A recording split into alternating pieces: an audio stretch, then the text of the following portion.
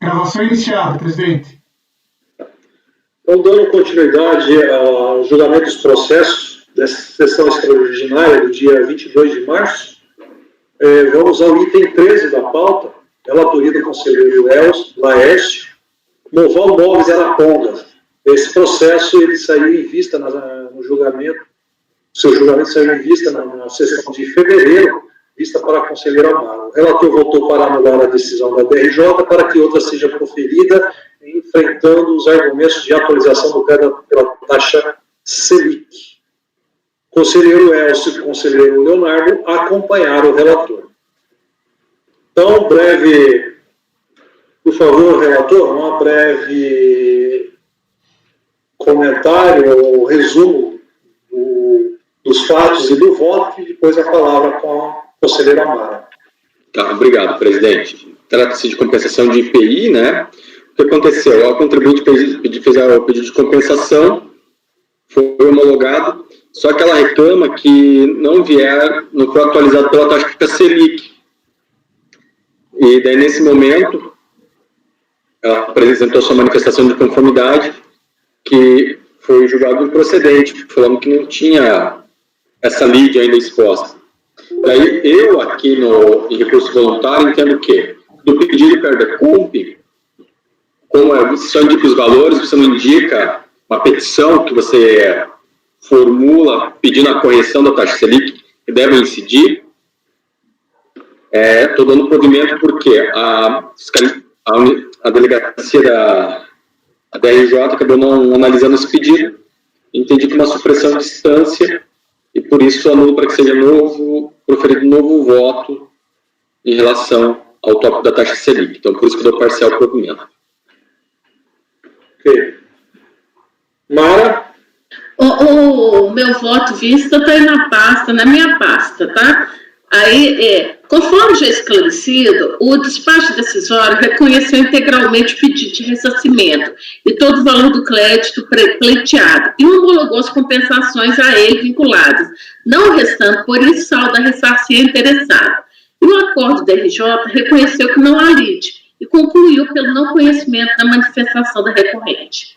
A lide administrativo fiscal é inaugurada com a apresentação da discordância do contribuinte em relação ao ato ou decisão da administração tributária. No caso em análise, não houve discordância da contribuinte em relação às matérias decididas no despacho decisório. Não havendo conflito de interesses entre administração e contribuinte, não há lide instaurada, não há litígio a ser apreciado pela autoridade julgadora. Pode-se dizer que houve extinção do processo com resolução do mérito e prolação de sentença que produz coisa julgada material, conforme disposto no artigo 487 do CPC. Reproduz, caracterizado que a RFB expressamente concorda com a pretensão da empresa. Essa concordância é ampla, já que há concordância com o pedido de compensação protocolado pela recorrente. Aí eu vide acordos CAF nesse mesmo sentido. Aí eu cito alguns acordos que falam desse caso do mesmo caso, né, que não conhecimento, né, tem alguns acordos aí que, por exemplo, esse acordo aqui, 3301-786, ele fala, portanto, tendo a decisão da DRF Curitiba homologado integralmente a compensação dos débitos fiscais declarados no ECOMP, objeto desse processo administrativo, nenhum litígio foi instaurado. A manifestação de conformidade, assim como recurso voluntário, são interpostos contra decisões que instauram litígio. Aquela interposta para a DRJ e este para o Conselho Administrativo e Recursos Fiscais. No presente caso, conforme demonstrado a decisão da RF em relação à homologação da compensação de débitos, objeto da compensação, foi favorável à recorrente. Em face do exposto, não tomo conhecimento do recurso. Aí depois tem outro aí, acordo, né? Falando também do não conhecimento. Outro ponto a ser enfrentado diz respeito aos casos de nulidade previstos no decreto 725. Aí eu ponho os casos de nulidades previstos, né? A norma revocada está em consonância com a máxima segundo a qual não há nulidade sem prejuízo. É porque eu estou trazendo isso daí, porque o relator está propondo a anulação do acordo, né? O que, em outras palavras, condiciona a declaração de nulidade dos atos administrativos à demonstração do efetivo prejuízo. Em outras palavras, a comprovação de prejuízo é condição necessária à declaração de nulidade. Então, a inteligência é válida em todo ordenamento jurídico prático, como se pode aferir pela leitura de recente areste da Lavra do Supremo da reitoria do ministro Luiz Roberto Barroso.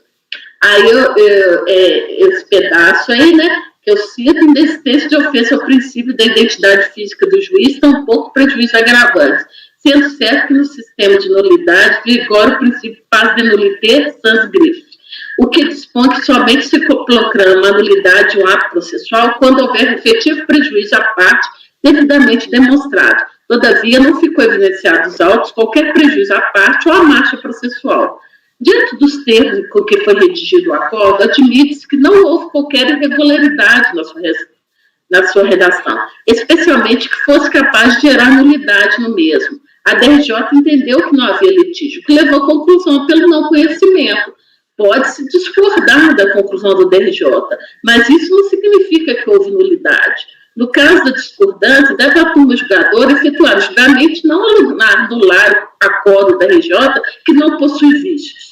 E, por último, mesmo que se entendesse pelo conhecimento do recurso voluntário, a alegação da recorrente não prosperaria. O RESP, né, 103.584.7, analisou a controvérsia sobre a atualização monetária quanto à questão de mora da administração pública para analisar o pleito da interessada em ressarcimento de crédito de IPI. Né? Aí, com base no RESP, na lei, havia um ato administrativo, oposição estatal, tal.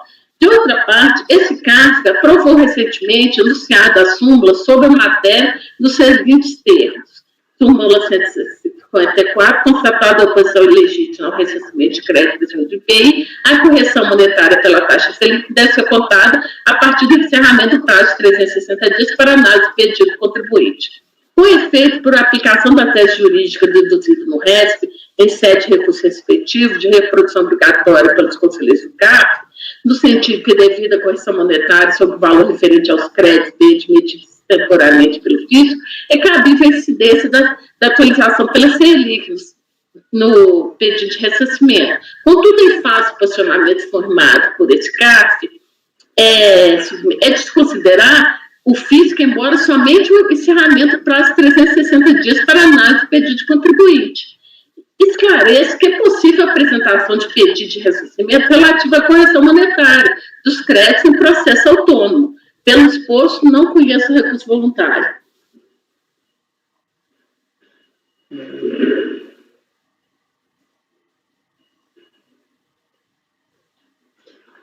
Bom, você está na direção do voto da DRJ, né? O que eu entendo que não tem nulidade no acordo da DRJ. A DRJ fez o julgamento dela, ela entendeu que não era não conhecimento, porque não tem litígio. Então, ela falou assim, não tem litígio, não conhecimento. Então, eu não posso anular o acordo da DRJ para falar assim, conheça. Ela já julgou e falou que não conhece. Então, qualquer julgamento nosso, qualquer julgamento nosso vai ser no sentido de, assim, eu não concordo com o julgamento da DRJ, então estou fazendo um novo julgamento. Agora, o fato de eu discordar do julgamento não significa que ele é nulo, não. Aí, esse é meu ponto, né? Agora, o outro ponto é o seguinte, eu entendo que não há litígio também, como a DRJ, não tem litígio nesse caso. Ele pediu 10, foi concedido 10 e foi compensado 10. Então, aí ele fala assim, mas é correção monetária, igual o Laércio está falando. Eu já vi vários processos em que ele entra com um pedido só de correção monetária. Então, ele pode pedir isso no processo autônomo. Aí vai ser julgado se ele tem direito àquela correção monetária, tá?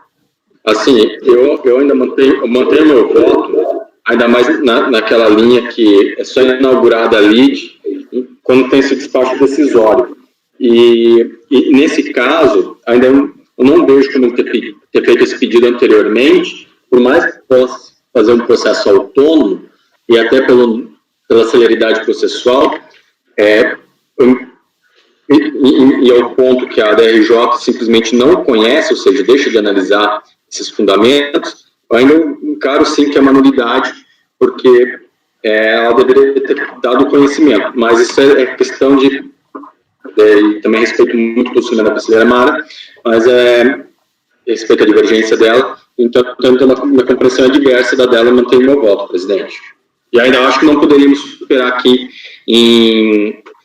no CARF, porque senão seria uma supressão de distância.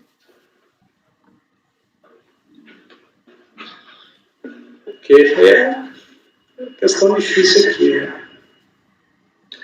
Aqui, eu só vejo uma questão aqui, porque realmente eu acompanhei o relator, realmente na primeira instância ele falou que a controvérsia dele era que ele queria atualização pela taxa Selic. Então a DRJ não enfrentou esse questionamento dele. Mas só que tem um detalhe, a gente vai ser uma questão formal, né? A gente anula a DRJ, ela vai emitir outro despacho e vai negar, porque não existe previsão legal para taxa Selic de crédito básico de PI. E aqui nem é crédito presumido de PI, não. A súmula do CAF e a decisão do STJ é de crédito presumido de PI. É específico. Então, assim, mas o que a DRJ vai estar errada? Não vai ter efeito, no meu modo de ver, vai ter efeito nenhum benéfico ao contribuinte. Mas a gente só pode deixar de declarar a nulidade quando for beneficiar o contribuinte. E nesse caso aqui, a gente não sabe se vai beneficiar ou não, vai depender da nova decisão do DRJ. Se fosse a técnica processual, que a matéria inteira era devolvida a nós, até teria enfrentado no mérito isso, mas... Eu acho que, para mim, ele está querendo inaugurar um novo litígio aqui. Porque você está falando assim, com despacho decisório que inaugura o litígio, que ele poderia contestar. Mas ele pediu e foi dado o que ele pediu. Não existe litígio. Então, eu acho que está fazendo aí uma ampliação do pedido dele. Então, se ele tem um novo pedido a fazer, que ele faça um novo pedido em outro processo. Não nesse. Mas aí já prescreveu. Mas aí, fizesse antes, né? Não, aí, né? Aí, se eu for resolver todos os casos que já prescreveram, que a gente não anulava também despacho para mandar lá para a unidade, né? Pelo que eu estou entendendo, na verdade, o pedido foi feito em manifestação de inconformidade, é isso, né, Mara? Foi, na manifestação ele pediu a taxa Selic. Pois é, mas se o pedido é feito em manifestação de inconformidade, isso não é litígio. Ali é o início do pedido dele. Mas nesse processo não tem litígio. Não tem, justamente porque se o pedido é feito na manifestação de inconformidade, quem é que negou esse pedido? Ninguém. E não é a DRJ que vai conceder para ele. Ele tem que primeiro pedir para a administração. Ele não pediu para a administração. E sem falar que essa é outra coisa que eu levanto, agora eu não vou achar o julgado, mas é questão de correção monetária, questão até de ordem pública. Ele pode invocar em qualquer momento no pedido dele. Tanto é que pode invocar em qualquer momento.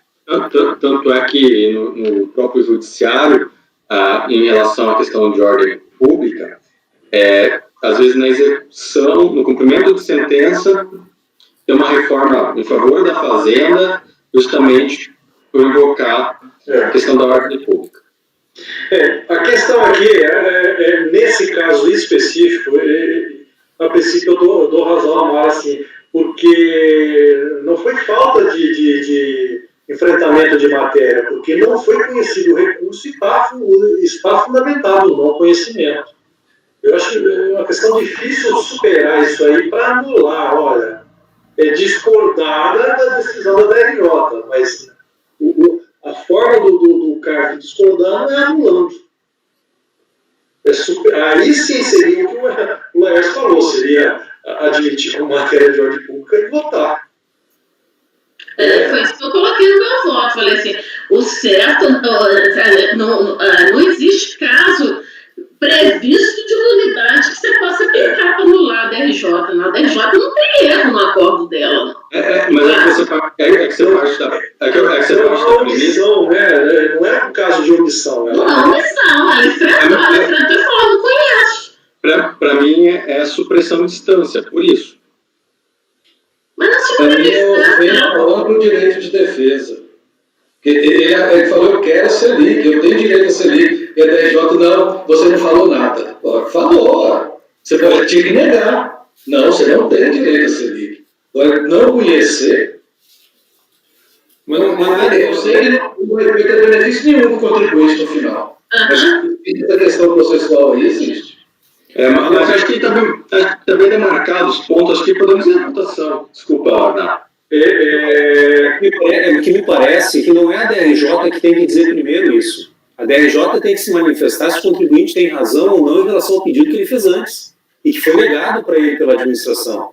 Não é a DRJ que tem que se manifestar é devido ou não é. A impugnação é que faz a lide. Ela inaugura a lide, a impugnação. Mas a impugnação é a partir da impugnação que surge a lide. Mas a impugnação é o quê? Ele não pediu a Selic. Há um ato da repartição de origem, que é contra. Mas ele não Mas pediu qual a ato que ele Selic. foi contra?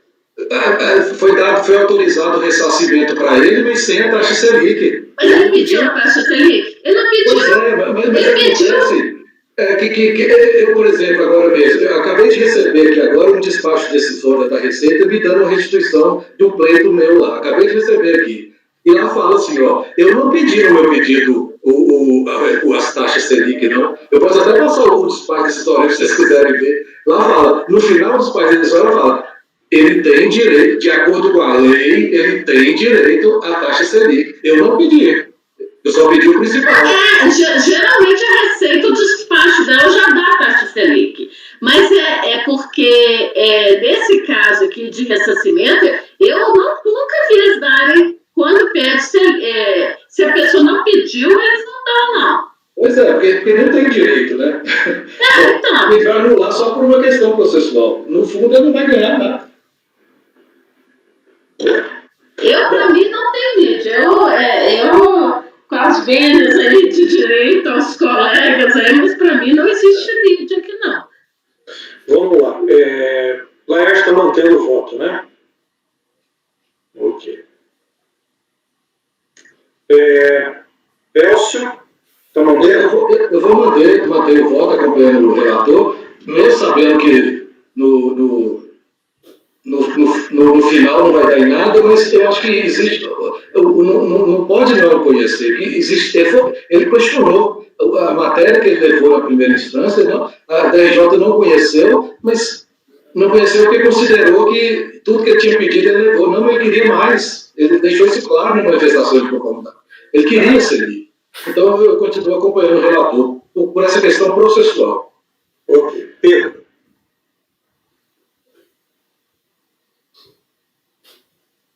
Tá, sem voz, Pedro. Acompanho o relator, mantenho minha posição. Ok.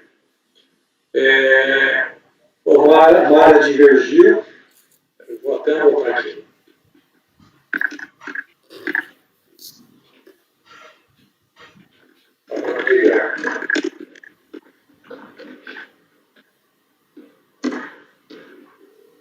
É para não conhecer, né, seu Paulo? Oi? É para não Não, conhecer. a Mara não está conhecendo? Eu estou não conhecendo, de vez em quando não conhecer. Mara não conhecendo recurso.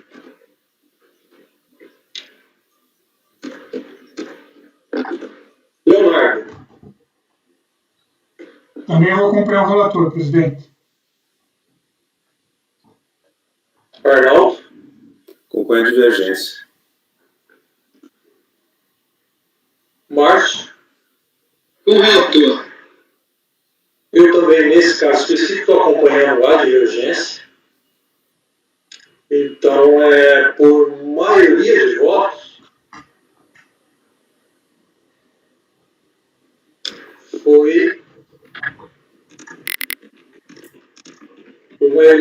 foi anulado a decisão da DRJ para que outra seja proferida enfrentando os argumentos de atualização do crédito da taxa Selic.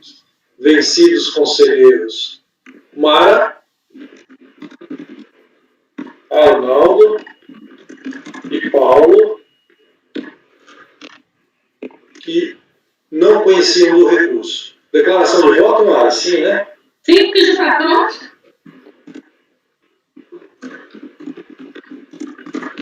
Ok. Então voltamos o 13. Agora empolgou, agora a gente vai, né? Vai mais um, né? Vamos, né? Vamos. Tá, vamos pular o do Pedro aí, vamos no outro que tem vista. Ó, esse pode dar. Esse pode demorar, hein? Mas vamos lá. É o Expeditors. Processo item 15 e processo item 16. Final 15 é 2551. Saiu em vista para o Laércio. O relator voltou para negar provimento, sendo acompanhado pelo Leonardo e Mara. Ah, não, é bom, já divergiram Pedro e Arnaldo que dava provimento. Não, então, só se o Laércio suscitar o debate novamente. Eu quero justamente ver o que ele viu ainda. Por favor, Elcio, ideal breve. O voto não é longo, né? Eu acho que está um breve resumo aí do relatório e do voto. É o 15, né?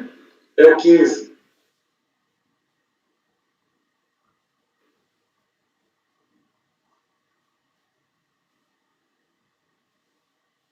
Chegou a mudar alguma coisa, não? Na redação? Não.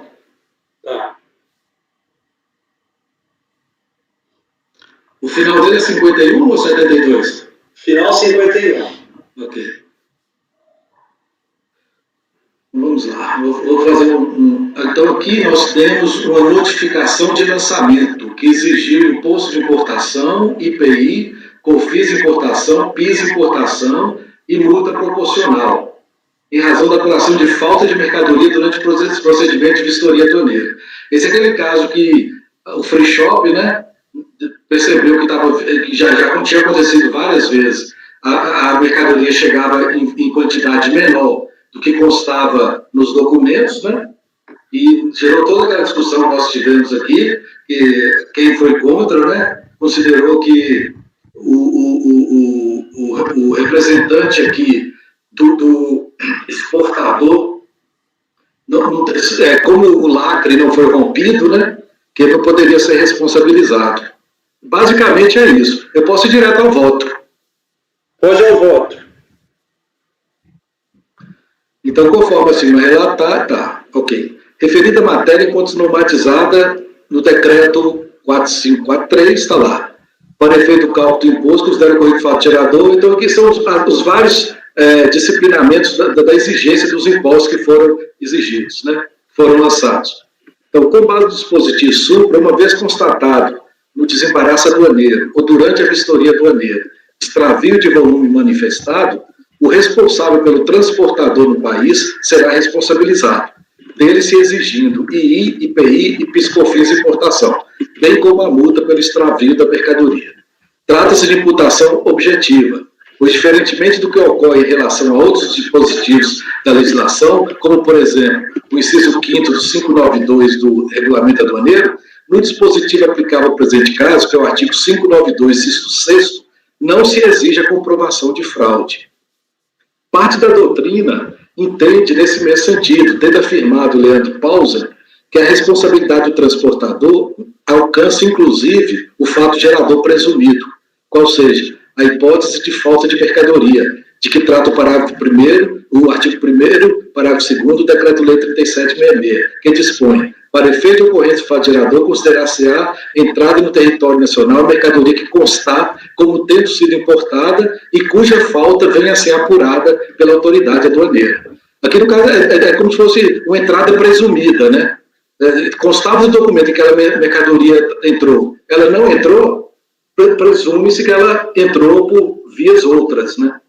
O Tribunal Regional Federal da 4ª Região já decidiu nessa mesma linha.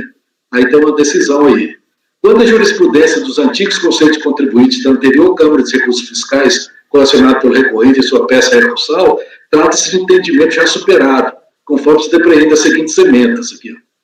O decreto 3766, atribui expressamente a responsabilidade tributária ao representante, agente marítimo do transportador estrangeiro pelo extravio e avaria da mercadoria. Os outros também no mesmo sentido. Então, nós, portanto, que a jurisprudência administrativa e judicial considera objetiva a responsabilidade do transportador de mercadoria importada variada, sendo dele exigível os tributos devidos da importação, respectiva multa. Nesse sentido, voto negar provimento ao recurso.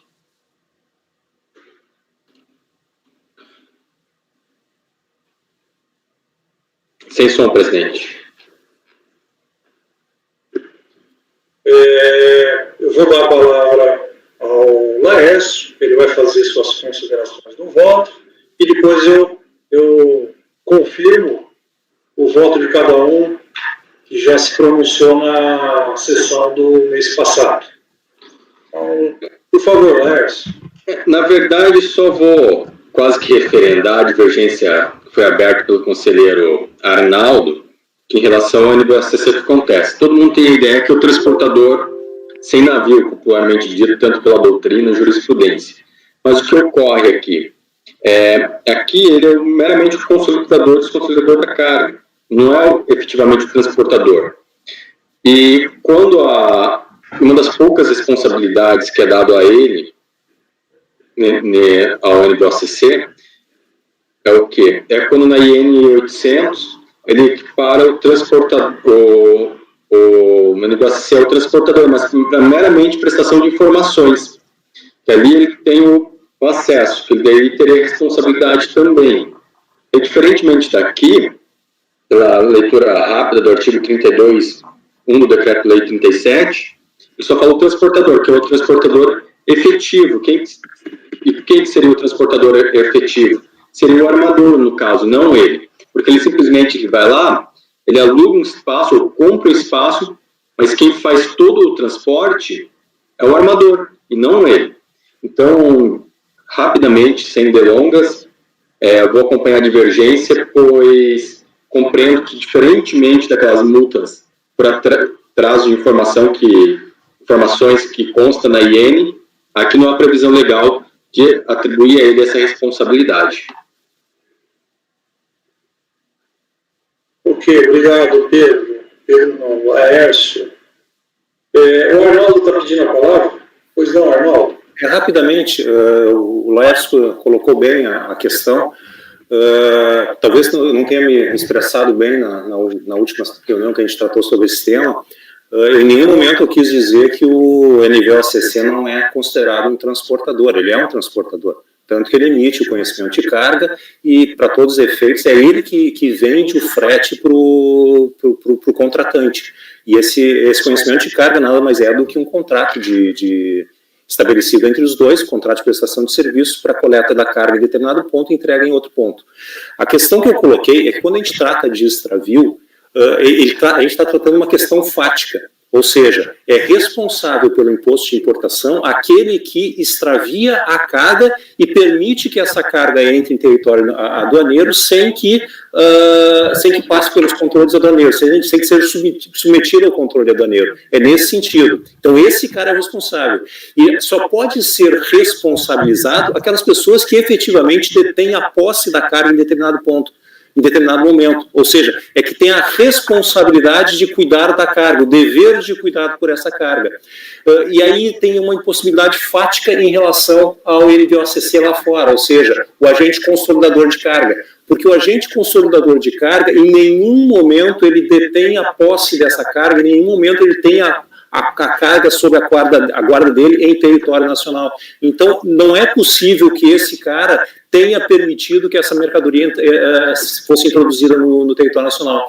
E esse é o problema, para mim, me parece, desse auto-infração, porque a responsabilidade ela foi jogada em cima do consolidador da carga lá fora. E por uma questão de representação no desconsolidador aqui dentro. Então, se a gente tivesse que colocar uma responsabilidade pelo extravio, deveria ter sido em quem efetivamente poderia ter introduzido essa carga, ou deixado essa carga entrar em território aduaneiro sem passar pelos controles, que é ou o transportador, o armador, que o Laércio referiu, ou o depositário que recebeu essa carga. E aí tem mais um ponto que eu preciso chamar a atenção em relação ao que foi colocado, É porque toda vez que a gente está falando em extravio, a gente tem duas situações diferentes aqui. Ou a gente está falando em extravio de volume, ou a gente está falando em extravio de mercadoria que está dentro do volume. Quando eu falo em extravio de volume, é aquele volume que some. Então, esse caso específico não é um caso de extravio de volume. O container não sumiu. O que foi manifestado pelo armador foi o container. O container não sumiu. O que sumiu, em tese, foi mercadoria que estava dentro desse container. E para eu poder responsabilizar pelo extravio de algo que está dentro do volume, eu tenho que ter uma indicação de que houve um rompimento, ou de alguma forma houve uma violação desse volume, ou houve alguma coisa que permitisse alguém acessar, que fique claro que houve uma violação desse volume. Então, nesse caso, nenhuma situação foi colocada. Eu já colocaria em dúvida se era possível colocar sobre alguém a responsabilidade. Me parece muito mais, nesse caso específico, algo de uma mercadoria que não foi embarcada lá fora e acabou chegando a menor aqui. Poderíamos talvez pensar nisso, mas pelo que eu me lembro desse processo, me parece que em algum momento se falou numa divergência de peso. Havendo divergência de peso, também é possível responsabilizar o transportador. Mas veja, o transportador é aquele cara que emite manifesto. Um outro ponto também que eu chamo a atenção para vocês, que no momento em que o consolidador da carga entrega a mercadoria para o transportador, para o armador do navio, é nesse momento em que ele vai emitir um manifesto, é nesse momento que ele vai dizer o que está sendo transportado, e é esse documento que vai embasar toda a ação da fiscalização para saber se houve extravio ou não. Ou seja, é algo posterior ao momento em que o consolidador da carga entrega para o transportador. Obrigado, senhor presidente. Arnaldo, eu estou entendendo que a infração, ela foi capturada, a infração não, o fato está capitulado no 591.6 do RA, em que diz, 592, para efeitos fiscais é responsável o transportador quando houver o 6, extravio constatado na descarga de volume ou de mercadoria a granel manifestado. Então, foi tanto na descrição como no enquadramento, foi esse o dispositivo. Isso. A sua posição mudaria se fosse enquadrado no parágrafo único? Não. Cumulado com onde constatado na conferência final do manifesto de carga, extravio ou acréscimo de volume ou de mercadoria, serão exigidos do transportador no extravio ou imposto de importação. Tá, isso ali não mudaria. Se o fiscal tivesse enquadrado nesse 6, no parágrafo único, um lado com o inciso 1, mesmo assim, o teu entendimento é que, porque de fato, o fiscal, o enquadramento é que houve um extravio de volume. Porque o inciso 6 ele só fala volume ou mercadoria a granel manifestado.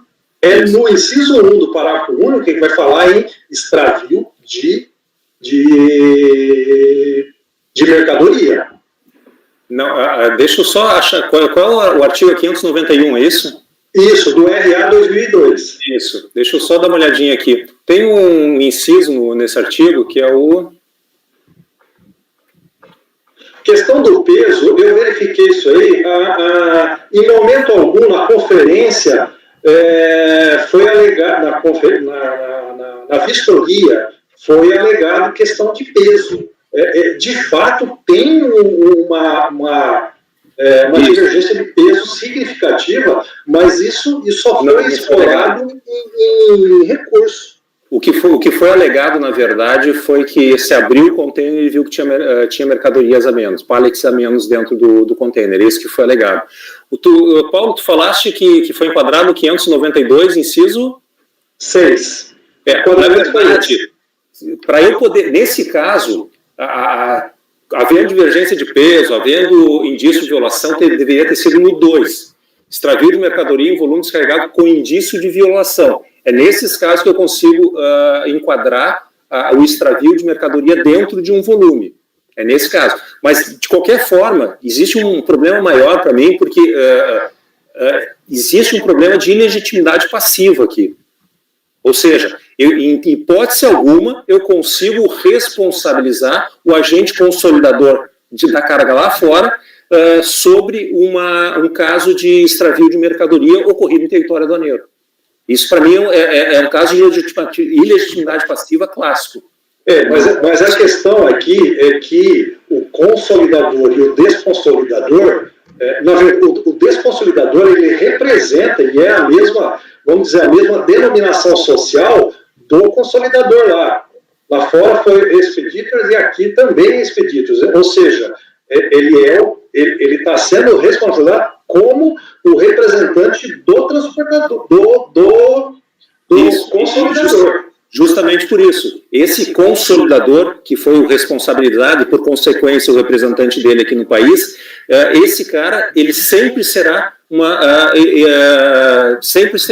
legítimo nessa relação da multa que foi aplicada sobre o fato. Tá, mas nesse sentido, o transportador marítimo também não seria responsabilizado. Não, mas o transportador marítimo, ele tem o cuidado sobre a carga, sobre a responsabilidade dele, a carga sobre a responsabilidade dele em território aduaneiro. Então, o transportador marítimo, ele pode dar causa ao extravio. O consolidador lá fora não tem como dar causa, porque ele nunca terá a guarda da mercadoria em território aduaneiro. É nesse sentido. Porque o NVOCC, ele é equiparado a transportador. Perfeito. Ele é. Eu não estou falando em questões de direito aqui, Paulo. Eu estou falando em questões fáticas. A questão é fática, é uma possibilidade fática. Olha, gente, aí para piorar a situação, eu menciono para vocês um acórdão 3402-003-961. Ele é de março de 2017. Pode repetir, presidente? 3402-003-961. É a mesmíssima situação em que foi dado o provimento, e ali foi o seguinte, a relatora era a Maísa, o voto foi unanimidade de votos, porém votaram pelas conclusões os fazendários. A Maria, o Valdir e o Jorge. O único que acompanhou a Maísa foi o Atulino. Desculpa, qual é o acordo mesmo? 3402-003-961. Só que a questão aqui, eu me ative mais na declaração de voto da Maria. E no caso aqui, o fundamento para esses três que votaram pelas conclusões é de que simplesmente não havia provas de que o NVOCC desconsolidador aqui representava o consolidador estrangeiro. Então, ou seja, se houvesse essa representação, eles negariam o provimento ao recurso. Então, o provimento foi dado porque não havia vínculo do NVOCC aqui do desconsolidador aqui com o consolidador estrangeiro. Bom, enquanto isso, vamos dar a palavra à Mara, que ela pediu. Pode ser. Eu acho que o debate aí é muito rico e até aproveitando o conhecimento aí dos aduaneiros da turma para a gente aprender mais, né? Porque, assim, acho que todo mundo aqui já passou pela votação disso, assim, inúmeras vezes, né? Mas, assim, é claro que sempre aparece uma nova perspectiva. A minha leitura que eu faço do 592 é a seguinte: para efeitos fiscais, é responsável o transportador, tá? Quem é o transportador? Aí eu vou lá no Código Civil. O Código Civil me fala que transportador é quem emite conhecimento de transporte. Então, ele fala isso. Então, quem emite conhecimento de transporte é o transportador. Bom, o NVOCC emite conhecimento de transporte? Emite. Né? Aí, então, ele é transportador. Aí eu tenho que falar assim, tá, mas aí depois tem aquele problema, né, consolida, faz o manifesto final de carga, tem o MBL e tal, né? Aí tá. Aí eu quero até contrapontos a essa minha posição. Aí, quando eu leio aqui, para efeitos fiscais, é responsável o transportador quando houver extravio, né, de volume, de mercadoria, tá? Em que momento que ele é responsável? Quando a mercadoria estiver sobre a posse dele. Então, assim, se não é em qualquer momento. Primeiro, o que tem que ser apurado? Primeiro, ele emite conhecimento de transporte, tá? Então, ele é responsável. A mercadoria estava na posse dele quando foi constatado o extravio, né? Então, aí é o que o Arnaldo falou. Ele nunca esteve na posse. Sim, ele esteve na posse quando ele entregou a mercadoria para o armador lá do navio, né? Para o transportador efetivo. E o que foi apurado nesse processo específico é que não houve ressalvas nenhuma. Então, se concluiu que, assim, como não teve ressalvas nenhuma na carga, tipo, assim, aonde que essa carga sumiu? Sumiu quando ela estava na posse do NVOCC, tá? Então, se estava na posse dele, sumiu, foi lá naquele momento, então ele é responsável, sim, porque ele esteve na posse da carga em determinado momento em outro país, tá?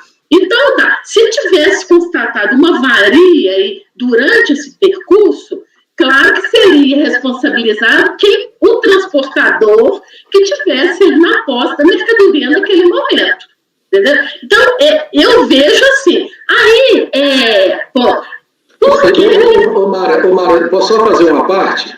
Pode, claro. Só tem um detalhe aqui, durante a vistoria foi apresentado um termo de avaria do container, está lá no relatório que eu não li. Mas isso aí, desculpa, mas isso aí, Elcio, isso é padrão de todo, padrão, né? todo operador portuário, um amassado que tem no container, para ele, aquilo é avariado. A avaria significativa aqui seria o seguinte, comprovação do rompimento do lacre ou a abertura das portas. Outras vias. Comprovado que mesmo com o lacre abriu-se a porta ou por outra situação ali. Porque eu vejo assim, Elcio, que apesar de ter esse termo, né, porque a fiscalização, quando fez a vistoria, ela deveria ter falado assim, olha, eu constatei que houve um acesso ao interior do container, né? Então, assim, eu acho que uma avaria desse tipo, que pudesse mostrar que aí tirava a responsabilidade de quem estufou o container, de quem entregou a mercadoria que esteve na posse, ia passando a responsabilidade.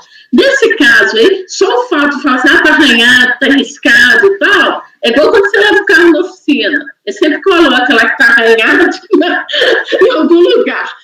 Aí, eu acho que isso daí, não, se fosse uma divergência de peso, aí eu já, assim, quem recebeu constatou que estava com peso a menos, né? Então, aí, essa aqui é a minha ressalva só na formulação que o Arnaldo fez, entendeu?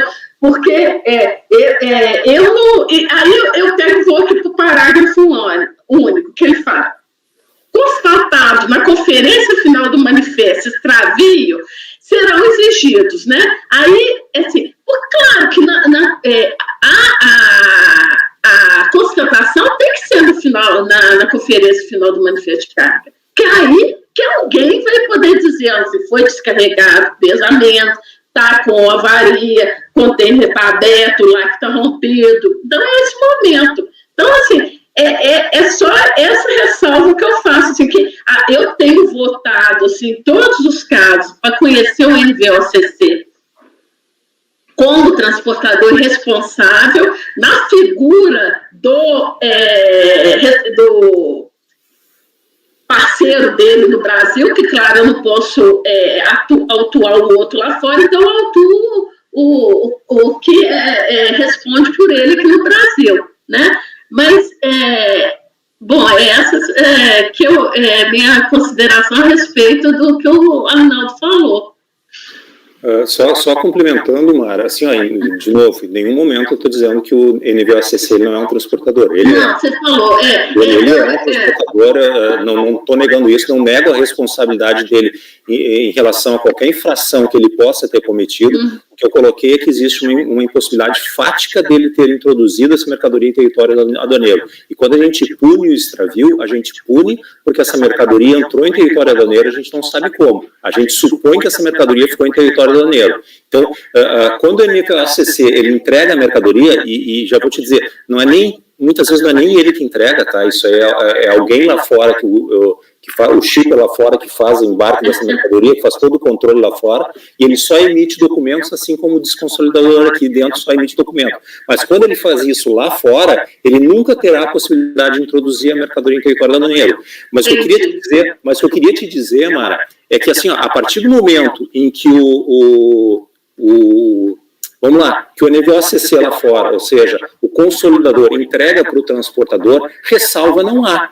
Porque, na verdade, quem vai emitir os documentos, quem é? É o próprio embarcador. Então, ele não vai fazer ressalva em relação ao documento que ele vai emitir. E se ele não faz ressalva, já não tem mais responsabilidade do NVOCC lá fora. Porque passa a responsabilidade toda para o transportador. Então, nesse caso que tu coloca bem, que tu passa a responsabilidade para o próximo, se ele recebe sem ressalva, o que a gente poderia imaginar nesse caso é que se efetivamente fosse aventada a questão da diferença de peso, se eu tivesse visto que alguma possibilidade de violação do volume, e isso foi constatado lá pela Dufry ou pela Brasif, eu acho, que a Brasif constatou isso, quem é que eu deveria responsabilizar? A pessoa anterior que estava na posse da carga sem ter feito ressalva. Quem é? O transportador, o amador. Nunca o cara lá fora, nunca o consolidador da carga, o NVOCC. Então, de novo, para mim, esse é um caso clássico de legitimidade passiva. Porque eu nunca vou conseguir, no meu entendimento, responsabilizar pelos tributos em relação ao extravio alguém que nunca esteve na posse dessa carga em território nacional. Eu só posso responsabilizar por extravio alguém que esteja, em algum momento, na posse da mercadoria em território nacional. Então, quem é que a gente vai responsabilizar? O armador, o depositário, esses caras a gente responsabiliza. Não, agora eu entendi, Arnaldo. Eu gostaria de reafirmar meu voto, porque aqui no caso já era uma prática que vinha se repetindo, né? Não foi a primeira vez. O Free Shop lá já tinha indicado essa questão. E de 15 paletes, o palete é uma unidade de carga. Mesmo que eles vão ser colocados dentro de um container, um palete é uma unidade de carga. De 15 paletes que constavam no documento que foram embarcados, chegam só 10, e é uma coisa que vem ocorrendo reiteradamente.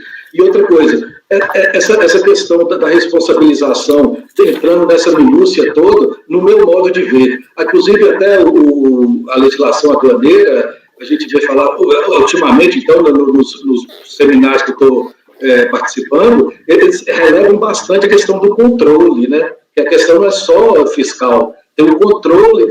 Se a gente fica criando essas firulas interpretativas de responsabilidade, eu acho que vai fragilizar justamente o controle. Porque essas regras de responsabilização indiretas, né, digamos assim, a lei não usa esse termo, ela existe justamente porque não tem como você controlar tudo, é impossível, não existe isso, né? A capacidade da administração tributária é limitada. Então, a legislação cria essas responsabilizações. E aqui é uma coisa que já vinha sendo praticada, uma quantidade relevante, uma diferença relevante de mercadoria. Eu não vejo como partir por essa questão aí que só se o transportador tivesse violado o lacre, é que a questão eu não vejo assim, não. Se a gente for assim, partir para esse entendimento, eu acho que a gente vai estar fragilizando justamente o que se pretende em termos de controle. É por isso que eu mantenho o meu voto. Eu estaria talvez tendo uma discussão bem diferente em relação a argumentos nesse caso, se a fiscalização tivesse responsabilizado o armador, o transportador, porque faticamente o transportador poderia ser responsabilizado.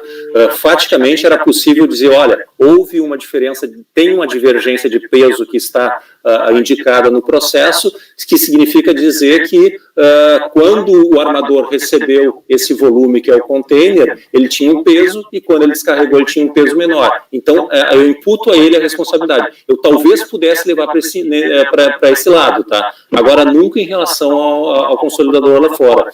E só para deixar bem mas claro... Assim, só um ponto a respeito disso, porque no auto de infração, a fiscalização, ele considera a pessoa, a empresa na qual foi feito o lançamento, como representante do transportador.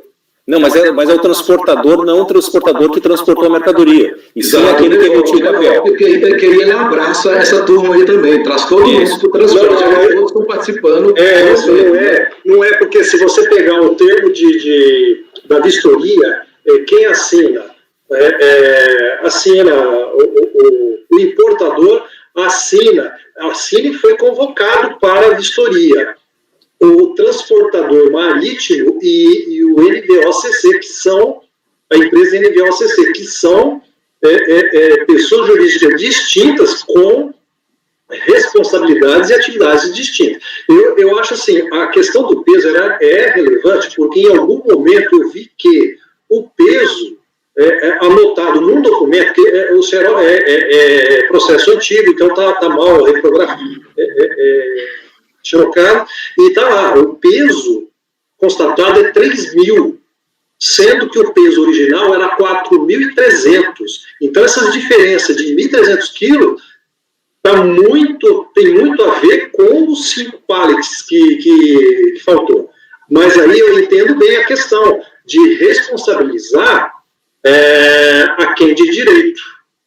Essa está sendo a questão. Eu ainda... Mas aí eu já vou adiantar. A interpretação que foi dada pela fiscalização, de que o NEVOC, ele também faz parte do transporte. Ele é um agente participante do transporte. Sim. Nesse sentido. Não, agora que o Pedro, o Leonardo e Márcio. Agora que o Arnaldo acrescentou aí, eu entendi melhor a questão. É que a questão está na palavra extravio, né? Porque, assim,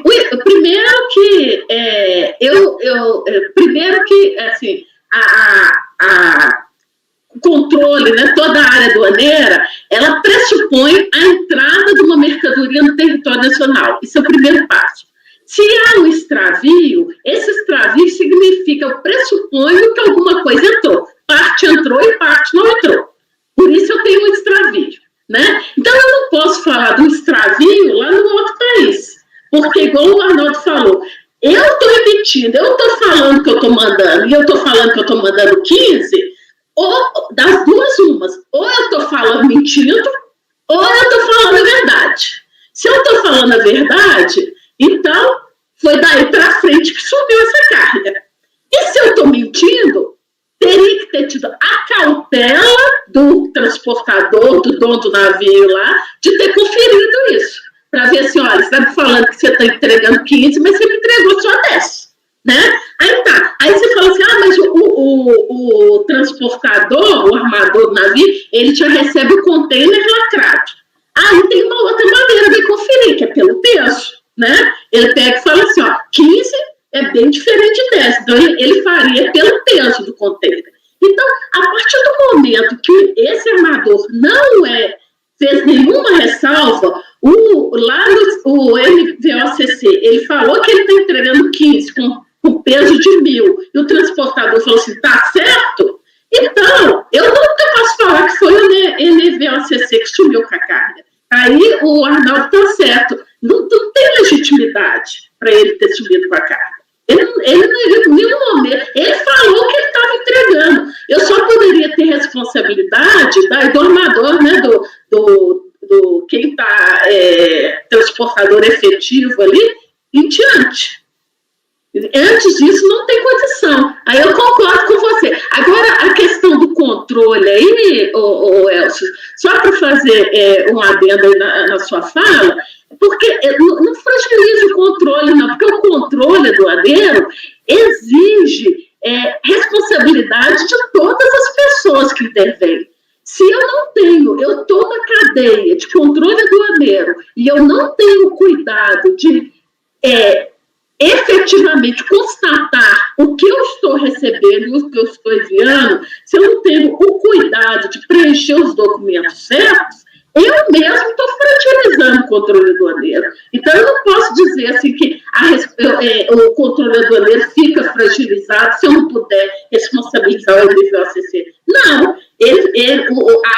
a obrigação de conferir o que o NVOCC está passando para ele é do transportador.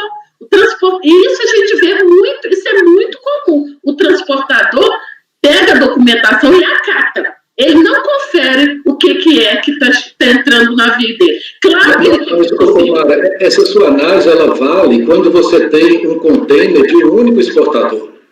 Não, claro. Um transportador, um container com peso tal e tal. Aí tem esse NEVOC aí, é como se fosse o dono de um container aluga para várias pessoas. Isso, mas aí o controle aí eu acho que não pode ser nessa linha de raciocínio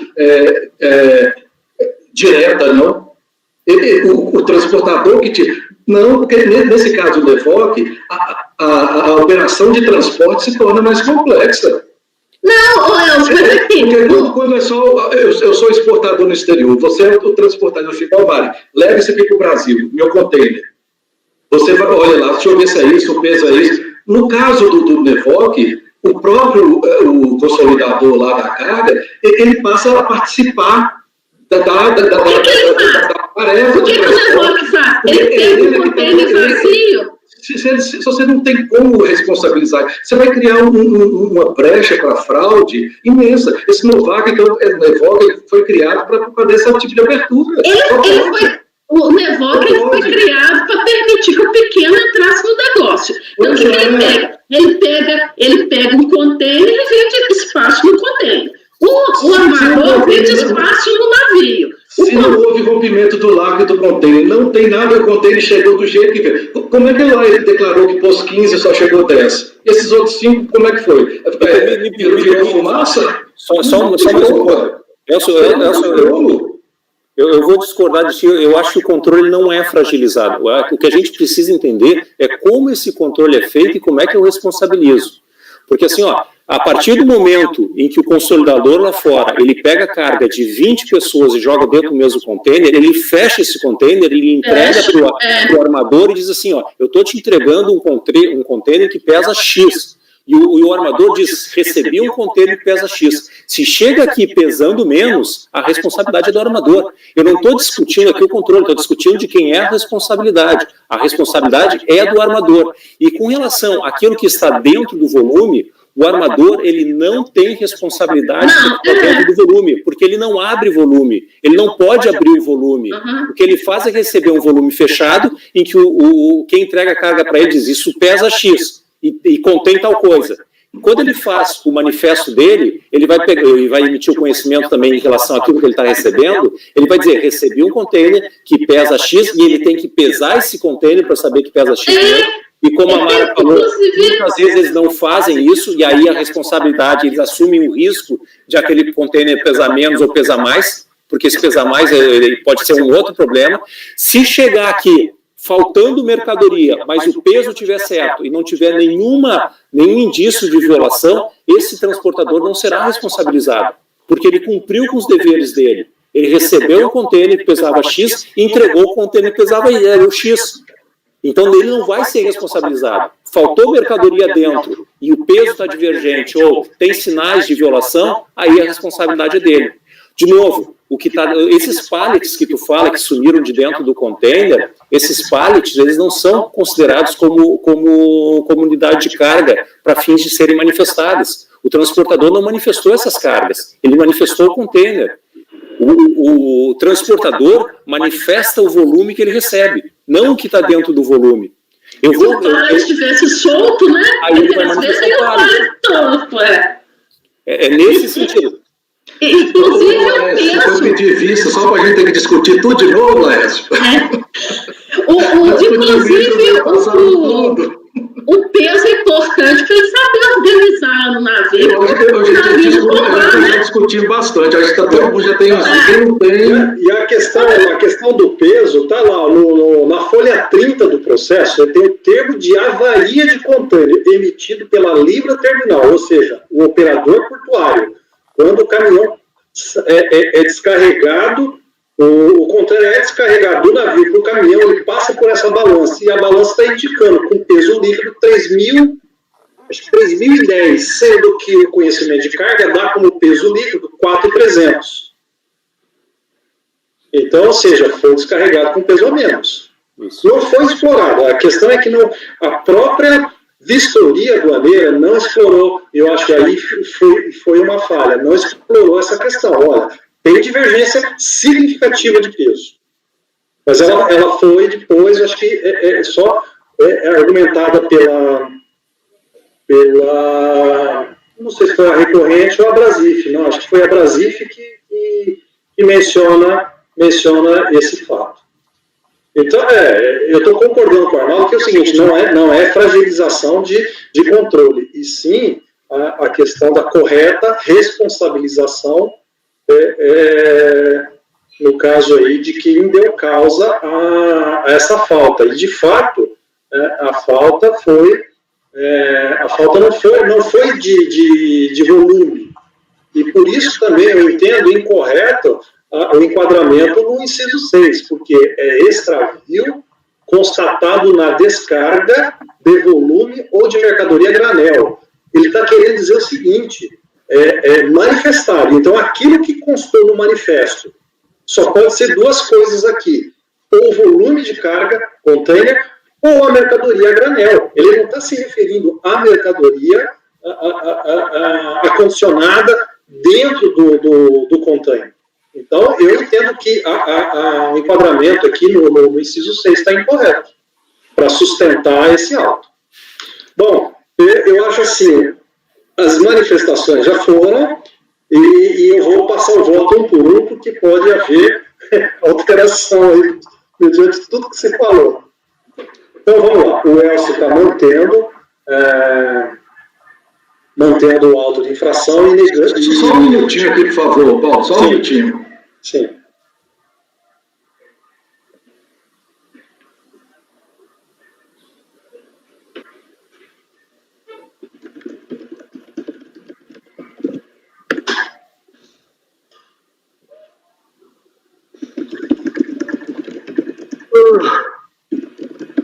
Nossa, eu tô uma canseira agora. Eu despertei. Eu estava cansado no final do fazer sumo, né? Mas eu faço. O aduaneiro é o melhor que tem, vocês não acreditam em mim? Aí eu despertei. Vamos tocar em frente. Brincadeira. A questão do peso aí, infelizmente, ela não foi explorado isso aí. A questão minha de considerar que o NEVOC é uma operação complexa, né, é justamente o que a fiscalização colocou aqui na descrição dos fatos. Considerando que o NEVOC é sigla em inglês de Non-Vessel Operating Common Carrier, que podemos traduzir como uma transportadora não proprietária de navios para operação compartilhada.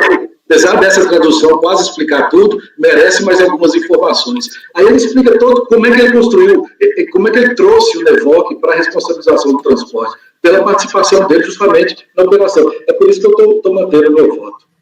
Os argumentos dos colegas são muito relevantes, sem dúvida nenhuma, mas nesse caso aqui eu acho que é um caso específico e por ser um ato que vem se repetindo e uma diferença de carga significativa, não vejo como não desfazer essa autuação. Eu mantenho o meu voto.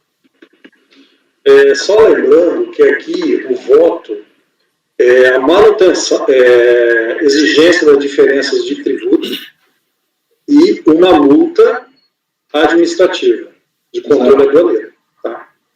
Isso pode ser relevante lá na frente. Vamos lá. Pedro. Presidente, eu já tinha votado, né? Então mantenho meu voto. Para mim, nada mudou no meu último voto.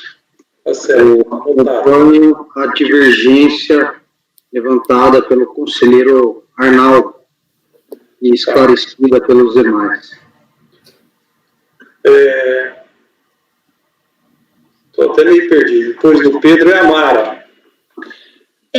Eu vou mudar meu voto, vou acompanhar a divergência e eu não estou falando aqui que não existiu um problema, não.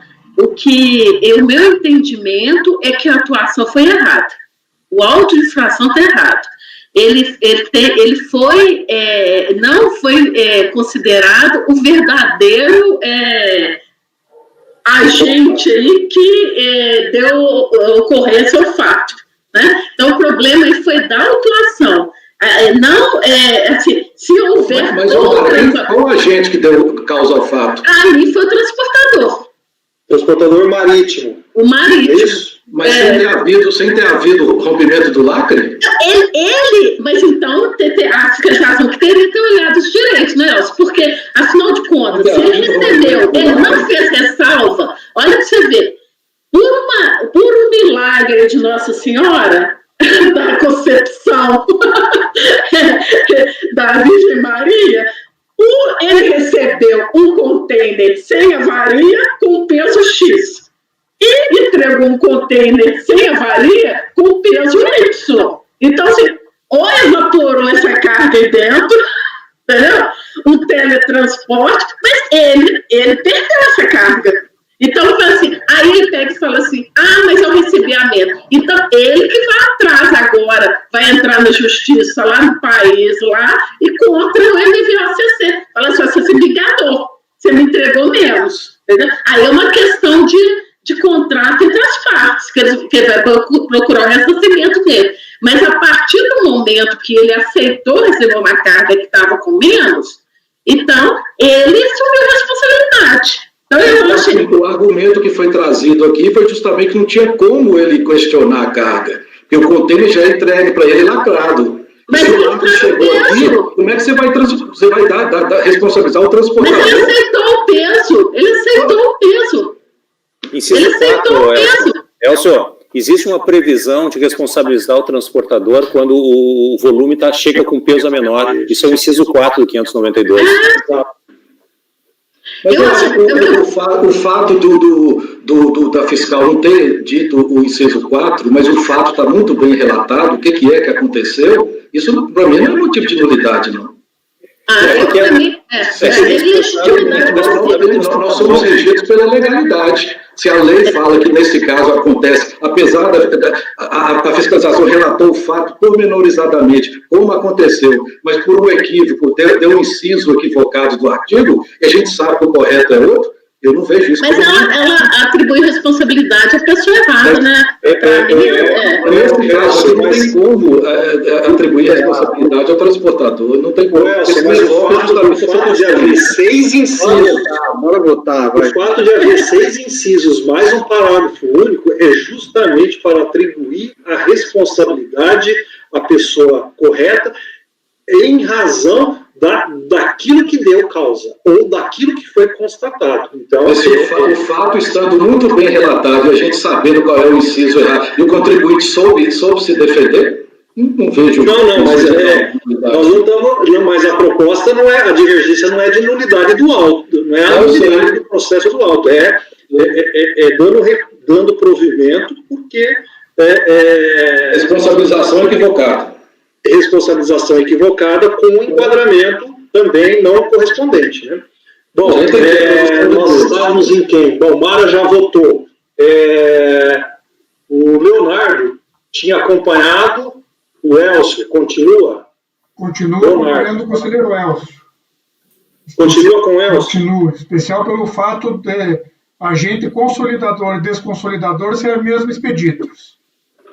A Expeditors do Brasil é representante da Expeditors International lá.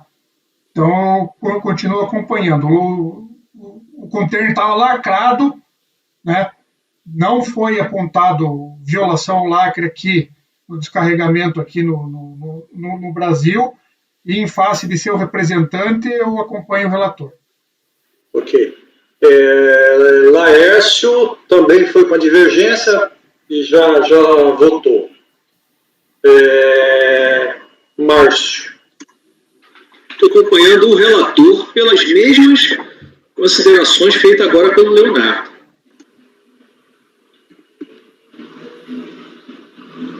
Ok. E eu acompanhei a divergência com tudo que se falou, principalmente a questão. A Mara definiu bem aí a razão da divergência dela, que é exatamente a minha. E a questão na verdade, é uma falha na acusação fiscal. Em resumo, seria isso. Porque aquilo que eu disse ao Elcio, o 592, ele tem lá 6 incisos para estar caracterizando o fato e atribuindo a responsabilidade à pessoa corretamente. Bom, então, no caso, houve, por maioria de votos... Senhor presidente, o senhor não passou por mim formalmente, só para deixar registrado, tá? É verdade, porque estava anotado. Já estava anotado. Desculpa, não, verdade. Então vamos lá. Só para deixar registrado que eu acompanho a divergência e dou provimento ao recurso. Certo. E eu também, bom, já manifestei, então, o resultado é que, por maioria de votos, deu-se provimento ao recurso voluntário, restando vencido o relator Elcio, conselheiros Leonardo e Márcio. Então, designado para o voto vencedor, conselheiro Arnaldo Dornelles. Então, esse resultado do item 15, ele se aplica ao 16, é isso, Elcio? Não. Não? Tem nada a ver. O 16 é diferente? Quem foi designado para fazer o voto? Foi Arnaldo. Arnaldo. É que eu tenho que mandar o processo para ele, né? Isso. O outro é outra coisa. Então vamos. Vocês querem continuar ou deixa isso aí para amanhã? Deixa para amanhã, né? Depois dessa palestra toda, melhor deixar para amanhã. Melhor parar, né? Então vamos parar por aqui. 15. Proclamado o resultado. Tá? Por favor, então. Nós vamos parar, Elcio. Não sei se você ouviu, a gente encerra aqui. Leonardo e Pedro podem interromper a gravação, a gente retoma amanhã. Gravação finalizada, presidente.